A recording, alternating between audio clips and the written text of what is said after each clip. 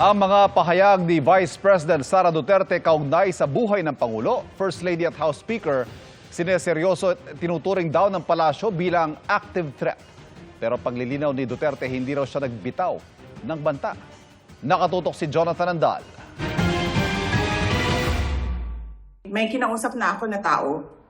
Sinabi ko sa kanya, kapag pinatay ako, patayin mo si BBM, si Lisa Araneta at si Martin Romualdez. No joke. Ang pahayag na yan ni Vice President Sara Duterte, itinuturing daw ng Malacanang na active threat. Kaya idinulog nila ito sa Presidential Security Command para sa agarang aksyon. Ayon sa palasyo, anumang banta sa buhay ng Pangulo, lalo na kung ito'y klarong isinapubliko, dapat laging sineseryoso. Paglilinaw ng bise sa isang press conference, hindi banta sa Pangulo, unang ginang at speaker ang kanyang pahayag. Hindi naman ata mahina yung volume noong Zoom press conference. Sinabi ko, kung mamatay ako, ibig sabihin, in the first place, meron ng threat sa akin. But they simply do not care that I am also concerned about my security because I hear things. It's the same as itapon ang bangkay sa West Philippine Sea, which was talking about doing it is not actionable. Dating sinabi ni VP, dahil sa panggigipit sa kanya, ipapahukay niya ang labi ni dating Pangulong Ferdinand Marcos Sr. at itatapon sa West Philippine Sea. Nagbitaw ng salita ang bise laban sa Pangulo matapos ang utos na ilipat ang kanyang Chief of Staff na si Attorney Zulaika Lopez sa Women's Correctional mula sa House Detention Facility.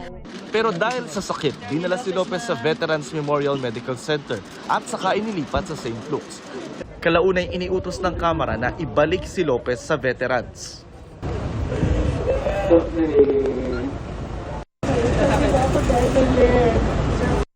Natatakot daw kasi siyang malipat sa koreksyonal base raw sa transfer order na ipinakita sa kanya.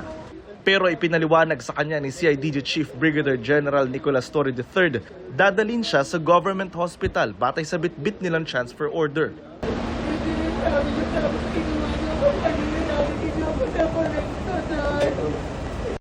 Ilang minuto pinaliwanagan si Lopez bago ito nakumbinse na lumabas ng ospital at sumakay sa van ng bise. Alas 12:30 tanghali na ngayon, na-serve na ng CIDG yung transfer of medical facility for Attorney Zulaika Lopez na nilabas ng House of Representatives. Mula rito sa St. Luke's, sasakay siya rito sa van na ito at dadalhin siya sa Veterans Memorial Medical Center. Sabi ng komite na bumubusisi ng OVP at DepEd funds ni VP Sara, inalis nila sa Batasan Complex si Lopez dahil sa issue ng seguridad. Nag-special meeting pa raw kagabi via Zoom ang buong komite para desisyonan ang paglipat kay Lopez sa koreksyonal. Doon po sa aming pag-uusap, ang isa nga po sa mga napag-usapan ay yung security risk. Hindi lamang po ng ating House of Representatives, pati na rin po ng ating Vice President. Kaya nga po napag-desisyonan po ng mga miyembro ay ito po ay transfer doon sa pasilidad na mas may kapasidad at may kakayahan na ma-secure nang sa ganun po ay maging maayos. Ito po kasing sitwasyon is emergency situation dahil security risk na po ang pinag-uusapan po natin dito. Hindi naman po natin po pwedeng antayin pa na mag-Lunes. Para sa GMA Integrated News, Jonathan Andal, nakatutok, 24 oras.